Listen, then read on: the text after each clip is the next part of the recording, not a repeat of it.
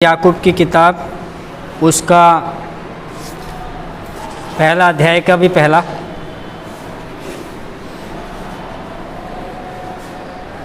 तो बाइबल में याकूब जो है नए नियम में 4 है। कितने हैं? 4 याकूब हैं। तो जो ये याकूब की किताब है ये हर एक जन के ऊपर सोचते हैं कि इसने लिखा होगा, इसने लिखा होगा, इसने लिखा होगा। तो 4 याकूब है। पहला जो याकूब है वो जब्दी का पुत्र है जिसका जिक्र मत्ती की किताब उसका 21वां।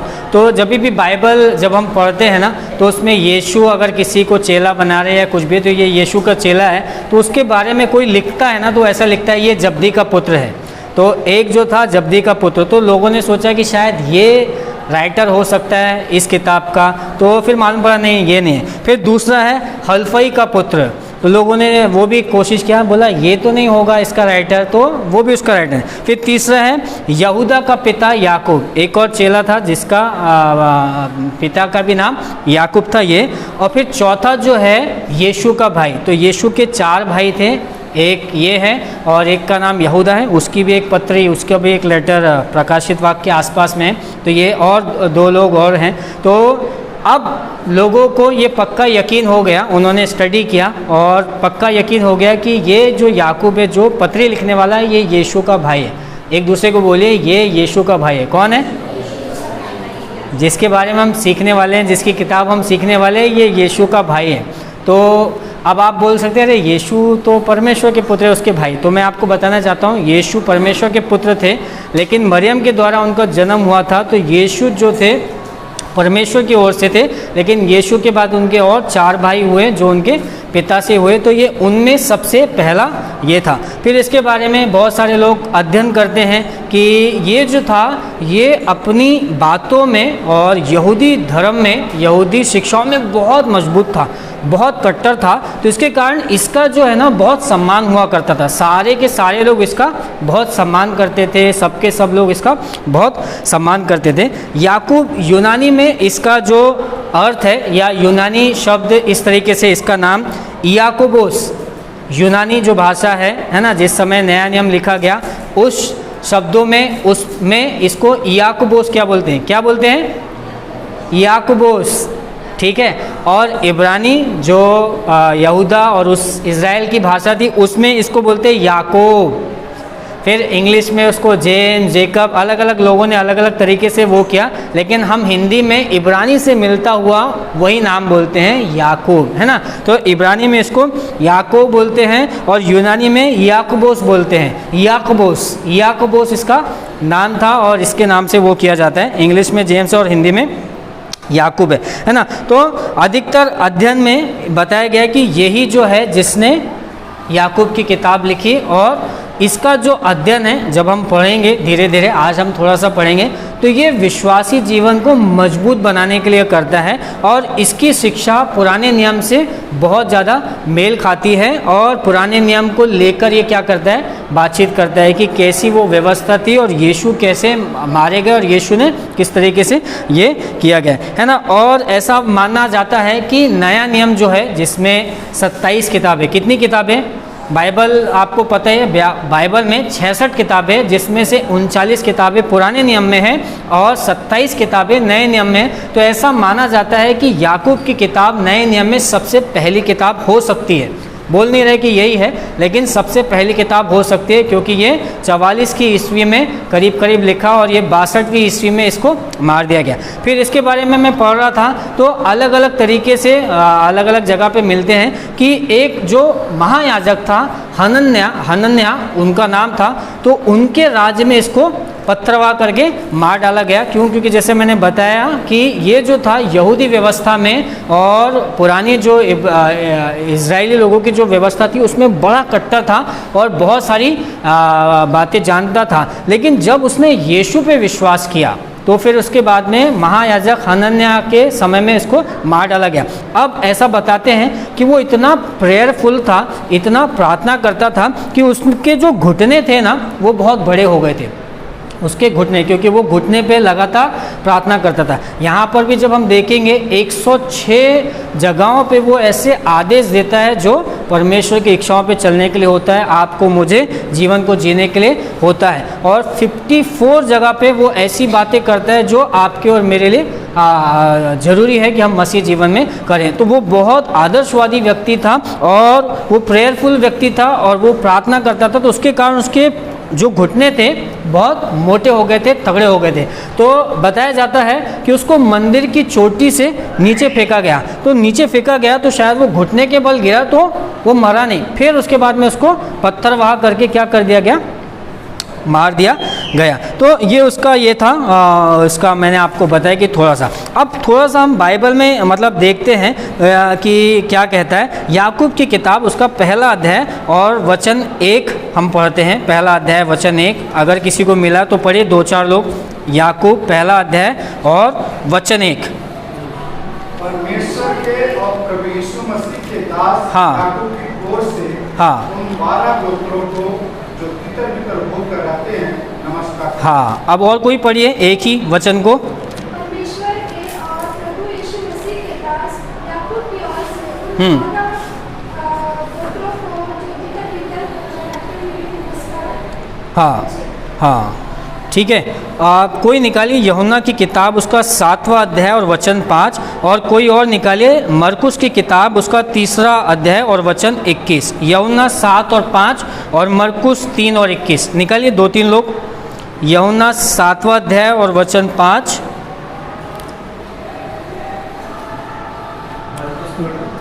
हाँ, मरकुस पढ़ो गौरव, बंद करो।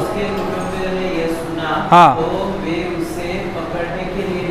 हाँ क्योंकि वे कहते थे कि उसका चिन्ह ठिकाने नहीं है। हाँ, आप पढ़िए यूहन्ना 7वां और 5।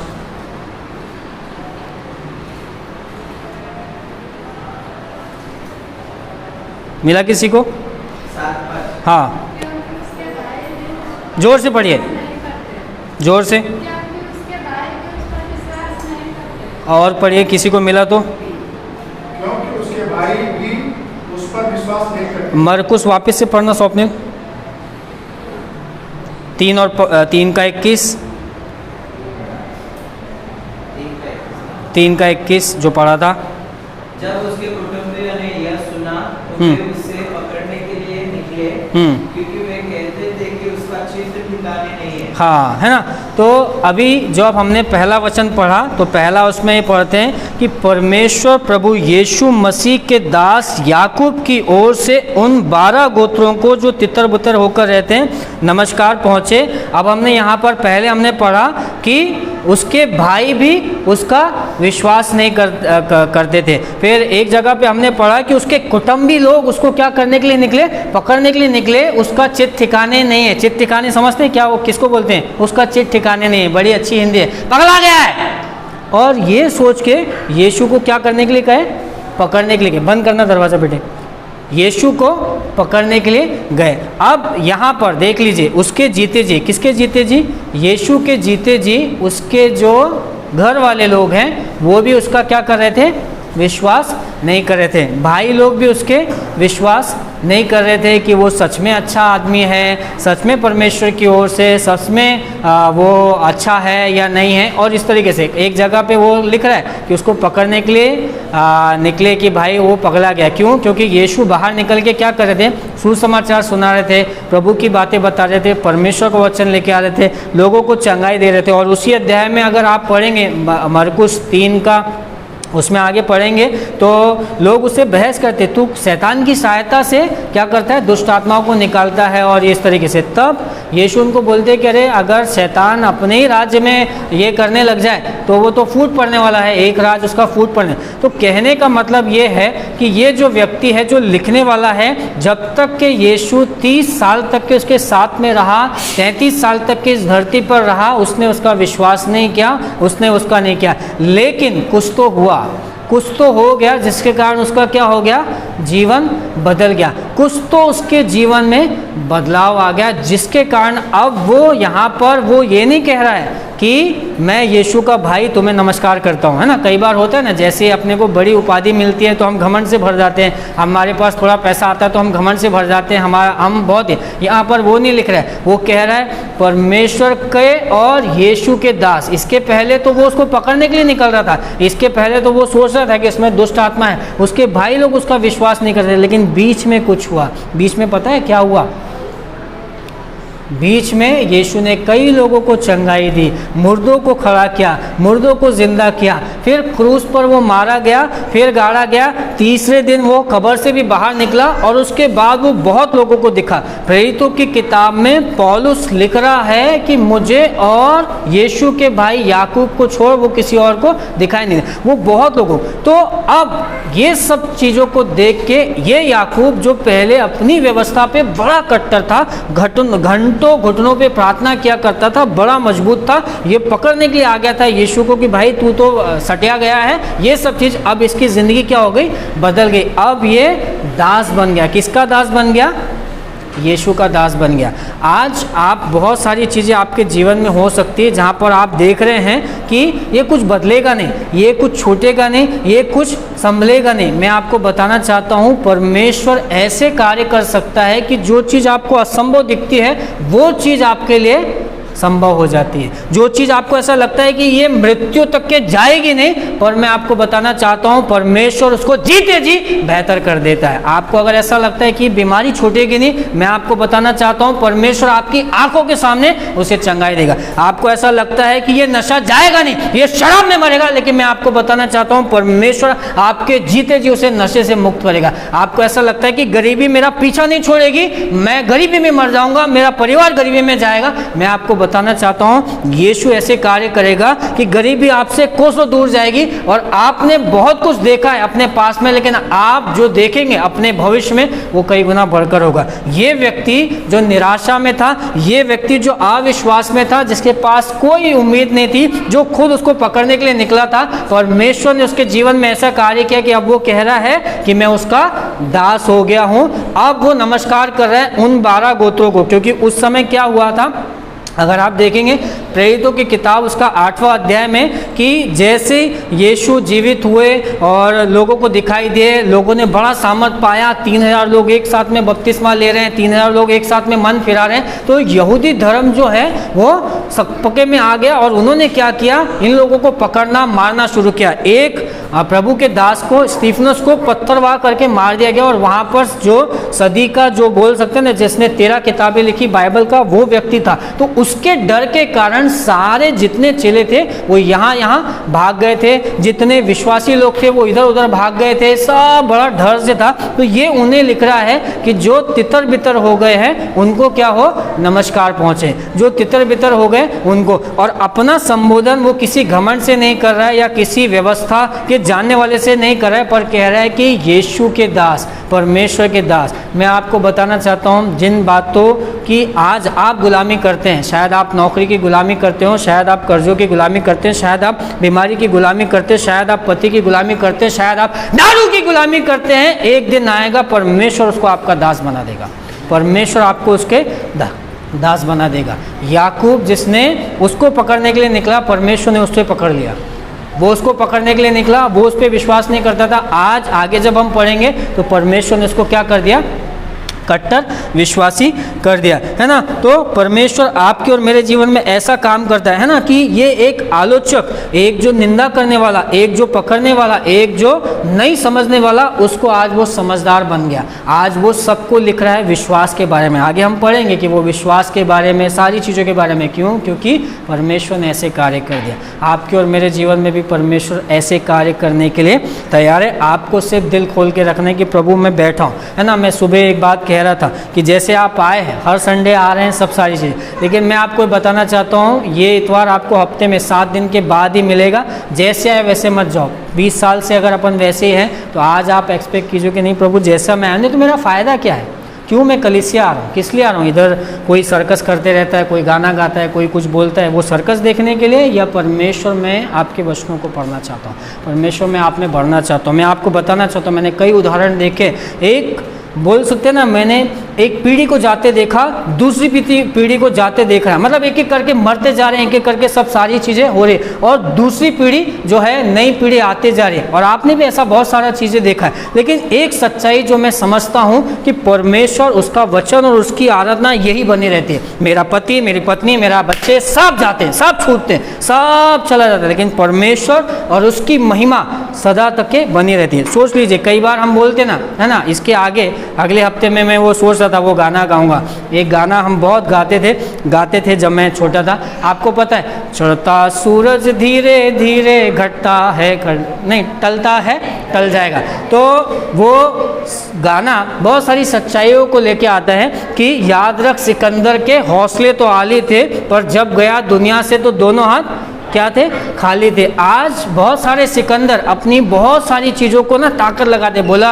मैं ये जीत लूँगा, मैं काम जीत लूँगा, मैं पैसा जीत लूँगा, मैं सारी चीज़ें जीत लूँगा। लेकिन मैं आज उन सिकंदरों को जो मुझे यहाँ सुन रहे हैं और जो मुझे यहाँ सुनेंगे कभी सालों के बाद, उन्हें कहना चाहता हूँ कि सिकंदर ने बहुत कुछ जीता, लेकिन खाली हाथ चला गया, खाली हाथ चला गया। ये याकूब, इसने बीच में कुछ पा लिया, कुछ चीज़ें पा लिया कि जो यीशु जिसके साथ वो 30 साल रहा, तब उसका विश्वास नहीं किया, तब उसको वो नहीं हुआ। लेकिन जब वो मर कर जी उठा और जब वो उसे दिखाई दिया, तब उसको विश्वास आ गया और तब उसका जीवन बदल गया। आप भी बहुत सारी चीज़ों से जूझ रहे हैं, आपको शायद यकीन ना हो कि ये ठीक होगा नहीं होगा, लेकिन मैं आपको बताना चाहता हूँ, परमेश्वर के लिए कोई भी काम असंभव नहीं है, कोई भी काम असंभव नहीं है। वो सारी चीज़ें आपकी और मेरे लिए क्या करेगा, बदल देगा, है ना। उसने यीशु का सामर्थ्य देखा, पुनरुत्थान देखा, चंगाई देखी, छुटकारा देखा।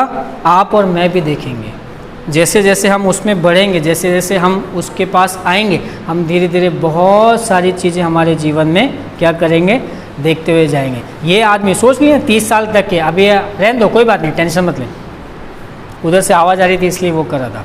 तो ये आदमी जिसने 30 साल तक के, आपको कितने साल हुआ, 3 साल 3 महीना, 30 साल किसी को भी नहीं हुआ, है ना। 30 साल हमको प्रभु में आके हुआ नहीं हुआ। तो आप, इसने 30 साल तक के यीशु के साथ में रहा, सारी चीज़ें देखा, लेकिन उसको तब भी समझ में नहीं आया कि ये कुछ आदमी अलग है या ये कुछ चीज़ें अलग है। तो मैं और आप तो बहुत दूर की बात है, लेकिन वक्त आता है, एक वक्त आता है जब हम गीत गाते ना, हर घुटना झुकेगा, हर जुबान कहेगी कि यीशु ही प्रभु है। तो जब तक कि मेरे पैरों में, शरीर में और दिल में, जान में एकदम जान है, तो मैं हर चीज़ करता हूँ। लेकिन कई समय आता है जब हमारे शरीरों में जान नहीं होती, घुटने टिक जाते हैं, बिस्तरों पे लेट जाते हैं, और फिर उसके बाद बोलते हैं, अरे प्रभु आप ही है मेरे को बचाने वाले, आप ही है मेरे को छुड़ाने वाले। और तो प्रभु भी बोलते हैं, बोला हाँ मैं ही हूँ, लेकिन तू कभी मेरी सुना नहीं तो हमेशा अपनी दुनिया में रहा, अपनी चीज़ों में रखा। आज अगर आपको ऐसा लगता है कि नहीं प्रभु कुछ तो बदलना चाहिए, मैं प्रार्थना करता हूँ कि परमेश्वर आपके हृदय में लेके आए कि नहीं प्रभु कुछ बदलना चाहिए, मैं बदलना चाहता हूँ। मैं हर संडे आ रहा हूँ, वो संडे मेरा खाली जा रहा है, अभी यहाँ से जाऊँगा सारी दुनिया की चीज़ें, लेकिन मैं कुछ लेके जाना चाहता हूँ। दिन प्रतिदिन ना मेरे बाल बढ़ रहे हैं, आपके भी बाल बढ़ रहे हैं, नाखून बढ़ रहे हैं, सारी चीज़ें जो हो रही है ना बढ़ रही है। ये बिल्डिंग है ना, ये भी बढ़ रही, कहीं ना कहीं से पुरानी हो रही है, धीरे धीरे सब कुछ जो हो रहा है वो जा रहा है। लेकिन एक ही चीज़ नहीं बढ़ता है, वो है हमारा मन। जब तक कि मैं और आप परमेश्वर से जुड़ाते नहीं, तो हम क्या होते हैं, बढ़ते नहीं, वहीं के वहीं रहते हैं। मैं आपको कहना चाहता हूँ कि सब कुछ आप देख रहे हैं, ये बढ़ रहा है, बच्चे बड़े हो रहे हैं, लंबे हो रहे हैं, चौड़े हो रहे हैं, आपका मन बढ़ रहा है या नहीं बढ़ रहा है? अगर नहीं बढ़ रहा है तो आज आप परमेश्वर से कहिए, प्रभु मेरे मन को भी बढ़ा, मेरे तन को भी बढ़ा, मैं पूरी रीति से आत्मा में बढ़कर आगे बढ़ना चाहता हूँ। ये याकूब का यही हुआ। इसने 30 साल तक के वो नहीं देखा, वो समझ में नहीं पाया, लेकिन बाद में इसको कुछ समझ में आया और इसने क्या किया, अपना जीवन बदल दिया और अब वो अलग तरीके से। अब हम आगे पढ़ते हैं, याकूब पहला अध्याय और वचन 2 से हम पढ़ते हैं। आगे ऐसा लिखा है, हे मेरे भाइयों, जब तुम नाना प्रकार की परीक्षाओं में पढ़ो तो इसे पूरे आनंद की बात समझो, यह जानकर कि तुम्हारे विश्वास के परखे जाने से धीरज उत्पन्न होता है, पर धीरज को अपना पूरा काम करने दो कि तुम पूरे और सिद्ध हो जाओ और तुम में किसी बात की घटी ना रहे। अब देखिए, यहाँ पर पहले इसके पास विश्वास नहीं था, अब इसके पास विश्वास आया, तो अब ये क्या कह रहा है कि हे मेरे भाइयों, जब तुम नाना प्रकार की परीक्षाओं में पढ़ो तो उसको आनंद की बात समझो। मतलब परीक्षाओं में क्या हो सकती है? मुसीबतें, तकलीफ़ें, गरीबी, बीमारी। तो यही तरीके से शैतान आपकी और मेरी परीक्षा करता है ना। आपके घर में बहुत सारे छोटी छोटी बात के लिए झगड़ा हो जाता है, ये परीक्षा है जो आपके इसमें आते हैं। छोटी छोटी चीज़ों में आप किचकिच हो जाती है, बहस हो जाती है, और ये सब सारी चीज़ें क्या है? परीक्षा है। कई बार आप और मैं गरीबी में, कर्जे में, मुसीबत में रहते हैं, ये एक तरीके की परीक्षा है। यहाँ पर वो कह रहा है कि जब तुम नाना प्रकार की परीक्षाओं में पढ़ो तो क्या करो? क्या समझो? हैं? ए भाई, क्या बोल रहे हैं? अरे तुम तो बीमार हो, तुम कैसे आनंदित रहोगे? सॉरी, माफ़ करना, मैं भूल जाता हूँ। तो अरे तुम्हारे पर कर्जा है, तुम कैसे आनंदित रहोगे? कैसे रहोगे? ये कह रहा है। जब कर्जा आए, बीमारी आए, पति नहीं सुने, तब भी आनंदित रहना, तब भी खुश रहना, क्योंकि परमेश्वर ने वो आनंद दिया है। जब कोई माने ना माने, भाई माने ना माने, बहन माने ना माने, आनंदित रहना। जब तू नाना प्रकार की परीक्षाओं में पड़े, आनंदित रहना। ब्रजेश भाई, परमेश्वर आपको कह रहा है, जब सारी चीज़ें विषम हो, जब सब कुछ ऐसा लगे लुटरा हो, सब कुछ हो, परमेश्वर आपको कह रहा है आनंदित रहना, आनंदित रहना। सोनू, आपको परमेश्वर ऐसे ही कह रहा है, कितनी भी कुछ तकलीफें आए, आनंदित रहना। नाना प्रकार की परीक्षाओं में पढ़ो तो आनंदित रहना, इसे आनंद की बात समझना। कितनी भी मुसीबतें कोई मेरे ऊपर क्यों ना लेके आए, मैं आनंदित रहूँगा। परमेश्वर आपको यही कह रहा है, आनंदित रहना। बहुत सारे लोगों ने एक पीढ़ी को जाते देखा, अपने घर में बहुत सारे लोगों को जाते देखा, बहुत कुछ देखा, लेकिन ये कह रहा है आनंदित। ये उस समय की बात है जहाँ पर इनके सामने स्तिफनुस, जो परमेश्वर का एक दास था, उसको पत्थर मारा गया, पत्थर से मार मार के फोड़ डाला और उसको मार डाला गया। इनके सामने लोगों को जलाया गया जो विश्वास करते थे। इनके सामने लोगों के कपड़े फाड़े गए, शेर चीतों के आगे डाला गया, रौंदा गया। इन्होंने देखा अपनी आंखों से और सुन रहे हैं, घबरा रहे हैं, डर रहे हैं, लेकिन फिर भी वो आनंदित हो रहे हैं। वो कह रहा है कि जब भी तुम परेशानियों में आओ, परीक्षाओं में आओ, तो क्या करो? आनंदित रहना, आनंदित रहना। आज परमेश्वर आपको यही कहना चाह रहा है कि जब भी आपके जीवन में तकलीफें आए तो रोना मत। अरे क्या हो गया, है ना। हम हमेशा क्या होते हैं, चार चीज़ें, हम विद्रोही हो जाते हैं, हम ना गुस्सा करने लग जाते हैं कि मेरे साथ ऐसा क्यों होता है, मैं तो इतना अच्छा भक्ति करता हूँ, मैं तो चर्च जाता हूँ, मैं टाइट डालता हूँ, सारी चीज़ें करता हूँ। हम विद्रोही हो जाते हैं, फिर उसके बाद में हम हताश हो जाते हैं, बोला आप जाने दो, कोई भी नहीं, अब परमेश्वर ही हमको नहीं देख रहे तो अब हम क्या करेंगे। फिर हम उसके बाद में कुड़कुड़ाने लगते हैं, जिंदगी भर इसके साथ में कुड़कुड़ाहट, उसके साथ में कुड़कुड़ाहट, ऐसा हो गया, ये हो गया, उसने ये किया, इसने ये किया, परमेश्वर ने ऐसा किया, हम कुड़कुड़ाने लग जाते हैं। फिर उसके बाद में हम दया का पात्र हो जाते हैं, बोला अरे मेरे ऊपर ही सारे जुल्म हुए, मेरे ऊपर ही सब लोगों ने अत्याचार किया, मैं हूँ, तुम मेरे लिए कुछ भी नहीं कर सकते। हम ये चार तरीके से रिएक्ट करते हैं, लेकिन परमेश्वर का वचन आपको और मुझे कह रहा है कि जब तुम परीक्षाओं में पढ़ो तो क्या करो, उसे आनंद की बात समझो। क्यों? क्योंकि वो आगे बताता है कि यह जानकर कि तुम्हारे विश्वास के परखे जाने से धीरज उत्पन्न होता है, पर धीरज को अपना काम पूरा करने दो कि तुम पूरे और सिद्ध हो जाओ और तुम में किसी बात की घटी नहीं। विश्वास के परखे जाने से, है ना, धीरज उत्पन्न होता है। अगर सोना को परखना है तो उसको कहाँ परखते हैं?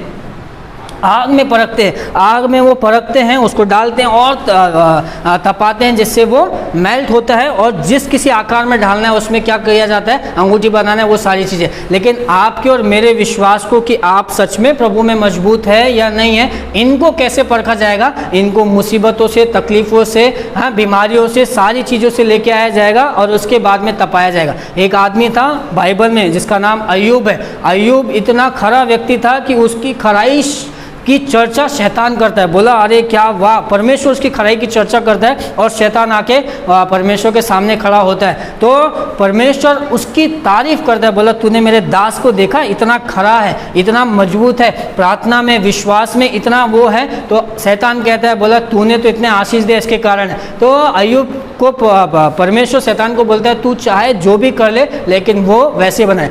अय्यूब के पास में ये आता है शैतान और उसका बच्चों को, बेटों को, बेटियों को, उसकी संपत्ति को, सब को तबाह कर देता है। लेकिन तो भी अय्यूब क्या करता है, अपनी खराई में एक ही आदमी को, एक ही व्यक्ति को छोड़ता है उसके पास। पता है कौन है? हाँ, पत्नी काहे के लिए छोड़ा था? खाना बनाने के लिए। खाना दे रही थी वो? क्या कर रही थी? हाँ, कभी कभी परमेश्वर आपके जीवन में ऐसे लोग भी, वो बोलती है उसको, अरे तू क्या विश्वास करे हैं, पूरा मर गया, तेरे बेटे मर गए, तेरे सब मर गए, सब सोचो, हाँ इसके भी बेटे हैं। वो दुख में तो इंसान ऐसा दुखी रहेगा कि अरे मेरे 7 बेटे मर गए, मेरी बेटियां मर गई, मेरा ज़मीन चला गया, उसको तो कुछ बोलने को नहीं होना है, औरतें कमज़ोर होती ना। लेकिन यहाँ पर ये अजीब सी औरत ही आके उसको डांट रही, बोला अब भी तू अपनी खराई पे बना हुआ है, परमेश्वर को कोस और मर जा। कभी कभी आपकी और मेरी ज़िंदगी में ऐसी चीज़ें होती हैं जहाँ पर सोच लीजिए उसकी कितनी बड़ी परीक्षा है, सब तो चला गया, ऊपर से एक पत्नी मिली, वो भी क्या करे, हाँ मर जा, तू भी हो जा, ये भी हो जा, वो भी हो जा, और टोचते रहिए, टोच रही है, लेकिन फिर भी वो क्या हुआ, खराई पे बना रहा, फिर भी वो खराई पे बना रहा, उसकी मुसीबतों में वो बना रहा, तो परमेश्वर ने उसको 2 गुना क्या किया, आशीष दिया। मैं और आप जब हम हमारी खराई में बने रहते हैं, ये वही कह रहा है कि विश्वास के परखे जाने से धीरज उत्पन्न होगा, और वो धीरज आपको क्या करेगा, सिद्ध बनाएगा। अगर किसी को सिद्ध बनना है, बेहतर बनना है, परिपक्व बनना है, तो उसको क्या करना पड़ेगा, मजबूत बना रहना पड़ेगा। आप जब भी परेशानियां आएगी, तकलीफ़ें आएगी, तो उसको क्या सोचना है, अरे गए, पहले भी हमारे ऊपर कर्जा हो गया था, और हो गया, ये भी चला गया, वो भी चला गया, गए। जो आपके मुंह से निकलेगा वही आपके साथ में होगा। लेकिन आप कहेंगे बोला अरे वाह कोई बात नहीं, एक मुसीबत आई ना, परमेश्वर ने मेरे को पहली मुसीबत से वो किया था। मेरे पुरानी किताब में लिखा है, अगस्त 8 तारीख है, तारीख एग्जैक्टली मालूम नहीं, मैं ऐसे मतलब ये करने के लिए, जब भी ये 1-1.5 साल का था और मेरा बस आराधना हो गई, मैं ऐसे आ गया ये लेने के लिए, और इसको बुखार था 2 दिनों से बुखार था। और फिर उसके बाद में ऐसा हुआ कि मैं खड़ा हुआ और वो छटपटाने लगा, मुंह से फेस निकालने लगा और मिर्गी जैसा। तो बहुत सारे लोग घबरा गए, सीमा बहुत घबरा गई, तुरंत की तुरंत उसको उठा के हॉस्पिटल में ले गए। आपको पता है मैंने क्या किया, क्या किया होगा? हाँ हाँ प्रार्थना तो बात की बात है, मेरा मैसेज था मैंने मैसेज दिया, ख़त्म किया, प्रार्थना ख़त्म किया, चर्च का पूरा बांधा बूंदा, उसके बाद में गया, क्योंकि मुझे मालूम है कि ये परमेश्वर का बच्चा है। परमेश्वर जो है वो मेरे बच्चे को कलीसिया में कैसे वो कर देगा। आज वो यहाँ पर एकदम सुरक्षित बैठा है, 3-4 दिन वो एडमिट था। तो कहने का मतलब है कि मैं जब प्रचार करने के लिए आया, मेरे सामने तड़प गया, मुंह से झाग निकल गए, दतकड़ी बन गई, सब सारी चीज़ें हो गई, लेकिन मुझे मालूम है कि वो परमेश्वर का बच्चा है, परमेश्वर ने उसे मुझे दिया है, वो ऐसे जाएगा नहीं। तो जब कभी भी आपके जीवन में समस्या है, उससे आनंद की कोई बात नहीं है, और सामर्थ्य तरीके से मैं क्या करूँगा, प्रचार करूँगा, और विश्वास के साथ में क्या करूँगा, मैं प्रार्थना करूँगा कि जब आपके जीवन में मुसीबत आए तो परेशान मत होना, उससे क्या करो, आनंद की बात समझो, आनंद के साथ में उसे करो। तो और यहाँ पर लिखा है कि पर धीरज को अपना काम पूरा करने दो कि तुम पूरे और सिद्ध हो जाओ और तुम में किसी बात की घटी ना रहे। जब मैं और आप विश्वास करते हैं, मजबूत बने रहते हैं, धीरज धरते हैं, तो आपके और मेरे जीवन में किसी भी चीज़ की घटी ना हो। फिर उसके बाद में 5वां वचन कहता है, यदि तुम में से किसी को बुद्धि की घटी हो तो परमेश्वर से मांगे, जो बिना उलाहना दिए सबको उदारता से देता है, और उसको दी जाएगी। पर विश्वास से मांगे और कुछ संदेह ना करें, क्योंकि संदेह करने वाले समुद्र की लहर के समान हैं, जो हवा से बहती और उछलती है। ऐसा मनुष्य यह न समझे कि मुझे प्रभु से कुछ मिलेगा। वह व्यक्ति दुचित्ता है और अपनी सारी बातों में चंचल है। अब यहाँ जो पहला चीज़ आता है कि अगर किसी को बुद्धि की घटी है तो वो क्या करेगा, YouTube पे सर्च करें बुद्धिमान कैसे बने, आपको 500 मैसेज मिलेंगे, है ना। कई बार होता है ना, आप और मैं बोला अरे यार ये समझ में नहीं आ रहा है, चलो कुछ मोटिवेशन का देखता हूँ, कुछ अच्छा मैसेज। कई बार हम लोग है ना, बोला अच्छा मैसेज लगाता हूँ, एक अच्छा जोशीले वाला, कुछ मज़ा आना चाहिए उसको देख के ना, बहुत अच्छा लगता है अपने को, ऐसा जोश टॉक, ये टॉक वो टॉक। यहाँ पर बाइबल आपको मुझे बता रही है कि किसी को बुद्धि की घटी है तो वो क्या करे, परमेश्वर से मांगे। आपको और मुझे, हमें बहुत ज़रूरत है परमेश्वर की बुद्धि के लिए। परमेश्वर की बुद्धि आपको और मुझे जीना। आपको बहुत नॉलेज हो सकता है ना, मेरे को, आपको, हमको किताबों का नॉलेज हो सकता है, गांव का नॉलेज हो सकता है, देश का नॉलेज हो सकता है, पूरी दुनिया का मानचित्र पे बोलेंगे ये देश यहाँ पर, ये देश यहाँ पर, ये देश यहाँ पर ये खाना खाते हैं, यहाँ पर वो पूरी दुनिया का नॉलेज है, सब कुछ है। लेकिन अगर परमेश्वर की बुद्धि नहीं, परमेश्वर ने जो आपको और मेरे लिए ऐसे रखा, अगर वो बुद्धि नहीं तो हम क्या हो जाएंगे? बेकार हो जाएंगे, हमारे पास में कोई भी चीज़ नहीं। तो यहाँ पर ये याकूब कहता है कि अगर तुम्हें विश्वास करने में तकलीफ हो रही है, तुम्हें परीक्षाओं में स्थिर रहने में मुश्किल हो रही है, तो तुम क्या कर सकते हो? परमेश्वर से बुद्धि मांगो। परमेश्वर अपनी आत्मिक बुद्धि आपको देगा ताकि आप विश्वास में क्या करें? मजबूत है। अब बुद्धि लोग मांगते, बोला प्रभु मुझे बुद्धि दो ताकि मैं इसको उल्लू कैसे बनाऊँ और बिजनेस कैसे लगाऊं, प्रभु मुझे और बुद्धि दो और लोगों को कैसे फंसाऊं। ये नहीं, और बुद्धि मांगो कि मैं कैसे परीक्षाओं में क्या करूं? स्थिर खड़ा रहूं। यहाँ पर ये व्यक्ति जिसकी ज़िंदगी ऐसी थी, जिसने 30 सालों तक के अपने भाई के ऊपर विश्वास नहीं किया, प्रभु के ऊपर विश्वास नहीं किया, जब उसने महिमा को देखा, जब उसने सामर्थ को देखा, तब उसका क्या हो गया? मन बदल गया। उसका मन बदल गया। अब वो इन सारे लोगों को जो तितर बितर होके भाग गए थे, यहूदी के जो 12 गोत्र है ना, लिखा है 12 गोत्रों को नमस्कार कर रहा है, अब उनको लिख रहा है। सोचो, पहले तो उनको क्या, वो यीशु की बात नहीं मान रहा था, वो अपने धर्म की बात सब सारी चीज़ें कर रहा था। अब जब उसने रियलाइज़ कर लिया कि यीशु ही परमेश्वर है, तो अब वो उनको चिट्ठी लिख रहा है, बोला 12 गोत्रों को नमस्कार, अब मैं तुम्हें बता रहा हूँ विश्वास में मजबूत बनते जाओ, नाना प्रकार की परीक्षाओं में पढ़ो, तो उसके आनंद समझना। जब भी पैसे की तंगी आई, तकलीफ आए, खुशी समझना कि कुछ भी हो जाए मैं इसमें बना रहूँगा। मैं एक मीटिंग में था, वहाँ पर एक पास्टर ने गवाही दिया, मेरा हृदय बड़ा ये हो गया। तो ये जो पास्टर थे, ये इलेक्ट्रिकल इंजीनियर है, उनकी पत्नी भी अच्छे बड़े जॉब पे है, उनकी पत्नी का डिटेल नहीं मालूम, लेकिन बहुत अच्छे इलेक्ट्रिकल इंजीनियर, मतलब बहुत अच्छी पगार वाले। उनके घर में 2 कारें थी, एक वो जाते थे, एक उनकी पत्नी जाते थी, अच्छे बड़े घर में रहते थे। लेकिन जब प्रभु ने उनको कहा कि फुल टाइम सेवकाई के लिए आओ, तो उन्होंने क्या किया? अपने जो काम थे उस काम को रिज़ाइन किया और पूरी टाइम सेवकाई में आए। तो अब जब रिज़ाइन कर दिया, घर उनका छूट गया, कारें उनकी चली गई, अब वो फुल टाइम एकदम शून्य पे आए। तो वो बताते हैं कि एक समय पे मेरे पास में ऐसा हो गया कि हम लोगों ने 2-3 दिनों से खाना नहीं खाया था, ठीक है। मेरी जो बेटी थी जो हॉस्टल में रह रही थी, क्योंकि मैं उसकी फ़ीस नहीं भर पाया, तो वहाँ से हॉस्टल से उसको बोला कि भाई आप लेके जाओ, फ़ीस भरोगे तभी लेके आओ। तो उसकी बेटी घर पे आ गई। उनका जो छोटा बेटा था, उसका इलाज कराने के लिए डॉक्टर के पास लेके जाने के लिए उनके पास 20 रुपये नहीं थे। बच्चा बीमारी से, बुखार से पड़ा था, और वाइफ जो थी वो डिप्रेशन में आ गई थी, क्योंकि अरे इतना अच्छा जॉब पे थी, 2-2 कारें हुआ करती थी, सारी चीज़ें, अब ये कैसी ज़िंदगी आ गई। तो वाइफ बहुत डिप्रेशन में आ गई, बहुत परेशान। तो इनके पास में पैसा नहीं था, बच्चा इधर बीमार है, बेटी हॉस्टल से आ गई, बीवी इधर डिप्रेशन में। तो ये एक कमरे में जाते हैं, कमरा उन्होंने बंद किया और एक चेयर को ऐसे लगा दिया, और उसके बाद वो वहाँ पर बैठ गए और बोल रहे, प्रभु मैं चाहता हूँ आप मेरे साथ में यहाँ पर आके बैठिए और मुझसे बातें कीजिए। आपके कारण मैंने अपना अच्छा जॉब छोड़ दिया, सारी चीज़ें वो कर दी, और आज मैं भूखा मर रहा हूँ, मेरे बच्चे मरे मेरे आंखों के सामने, आपने मुझे एक ऐसी ज़िंदगी दी है, मैं सोच रहा हूँ मैं वापस अपने जॉब पे चला जाऊँ। और ऐसा वो बात कर रहे थे, और बात करते करते शायद वो बेहोश हो गए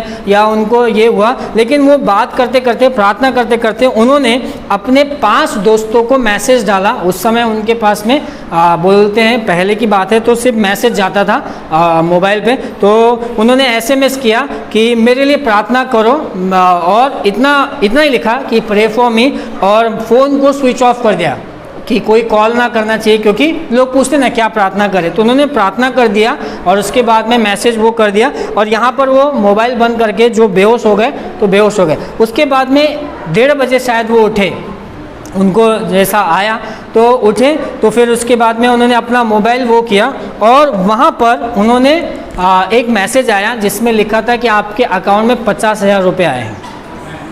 तो वो उठे और उन्होंने क्या किया, उनको ऐसा लगा कि शायद मैं ऐसा सपना देख रहा हूँ, क्योंकि मेरे को बहुत तकलीफ़ है। तो मेरे को जब हमको तकलीफ़ होती है ना, तो हमको बहुत सारे ऐसे सपने आते हैं, तो वो सपना देख रहा है। तो वो क्या किए, किसी को बताया नहीं, घर से बाहर गए और ATM में गए और उन्होंने 2000 रुपये ऐसा निकाला, तो 2000 आ गए। तो उनको लगा कि नहीं शायद पैसा, फिर उन्होंने वापस डाला और 20,000 निकाला, तो 20,000 आ गए। फिर वो घर पे आए और अपनी बीवी के पास में गए और वहाँ पर बीवी बहुत परेशान है कि तुमने कैसी ज़िंदगी ये कर दिया। तब उन्होंने बोला कि नहीं, किसी ने हमको ये किया है, 50,000 हमारे अकाउंट में है। तो बेटी को उन्होंने हॉस्टल में डाला और उसके बाद में उस दिन उन्होंने वो बोलते कि मैंने बहुत दिनों से खाना अच्छे से नहीं खाया था, बहुत अच्छे से खाना खाया। लेकिन 4-5 दिन के बाद में उनको रहा नहीं जा रहा था कि किसने पैसा दिया, किसने पैसा दिया। तो वो बैंक में गए और बैंक में उन्होंने डिटेल मांगा कि मेरे अकाउंट में इतने पैसे आए थे, ये कहाँ से आए थे बताइए। तो बैंक वाले ने, उस समय ऑनलाइन बैंकिंग नहीं हुआ करती थी, तो बैंक में जाके पूछना पड़ता था। तो उन्होंने बैंक में पूछा कि ये पैसा कहाँ से आया। तो बैंक वाले ने बताया फलाने एक व्यक्ति जो बेंगलोर में कोचीन में, ये बेंगलोर में थे और वो कोचीन में, तो वहाँ से उनका एक दोस्त है जिन्होंने उनके अकाउंट में पैसा डाला। तो इन्होंने क्या किया, उसको कॉल किया और पूछा कि आपने मेरे अकाउंट में पैसा डाला क्यों। तो बोला कि नहीं, आपने जब मुझे मैसेज डाला तो लिखा था उसमें कि प्रे फॉर मी। तो मैं प्रेयर करने के लिए उठा और अपने रूम में जाके आपका वो मैसेज देख के प्रार्थना करने के लिए गया। तो परमेश्वर ने मुझे बोला कि आपको पैसे की बहुत ज़रूरत है, उसके अकाउंट में 50,000 डालो। तो मैंने वैसा कर दिया। तो वो बता रहे थे कि मैंने, वो बोलते बोलते रो पड़े, क्योंकि एक इलेक्ट्रिकल इंजीनियर, बहुत बड़े पोस्ट, जिसके घर पे 2 कारें खड़ी है दोनों दरवाज़ों पे, इतनी बड़ी पोस्ट, जब उसने प्रभु के लिए काम किया और बहुत गरीबी में आ गया, मुश्किल में आ गया, परमेश्वर को एक व्यक्ति के रूप में उसने अपने पास में बैठाला और उससे प्रार्थना की, गिड़गिड़ाए। परमेश्वर ने क्या किया, उसकी प्रार्थना को सुना और उसके लिए कार्य किया। अगर परमेश्वर उनके लिए कर सकता है, अगर परमेश्वर मेरे लिए कर सकता है, मेरे बारे में भी सीमा ने बताया कि कैसे परमेश्वर मेरे जीवन में कार्य, अगर मेरे लिए कर सकता है, वो परमेश्वर आपके लिए भी करेगा। जब आप मुश्किलों में हो, मुसीबतों में हो, गरीबी में हो, बीमारी में हो, कर्जे में हो और बहुत सारी तकलीफें आपके जीवन में हो, याद रखिए परमेश्वर को अपने दोस्त के जैसे रखिए कि प्रभु आप मेरे साथ में आइए, आप मेरे पास में आइए, मेरी मदद कीजिए, देखिए मेरी हालत को। परमेश्वर आपकी और मेरी मदद करेगा, परमेश्वर आपकी मेरी मदद करेगा। यहाँ पर वो कह रहा है कि जब तुम परीक्षाओं में पढ़ो तो आनंद की बात समझो। क्यों? क्योंकि इससे मेरी करीबी होगी परमेश्वर से, इससे मेरा और रिश्ता होगा परमेश्वर के साथ में, मैं और क्या करूँगा, समय बिताऊंगा, है ना। जब तकलीफ़ें आती हैं, हमको मालूम है कोई संसार मेरी मदद नहीं करेगा, कौन मदद करेगा, परमेश्वर करेगा। तो हमारा रिश्ता क्या होगा, उससे और करीब होगा। फिर उसके बाद में बुद्धि की घटी हो तो किससे मांगना है,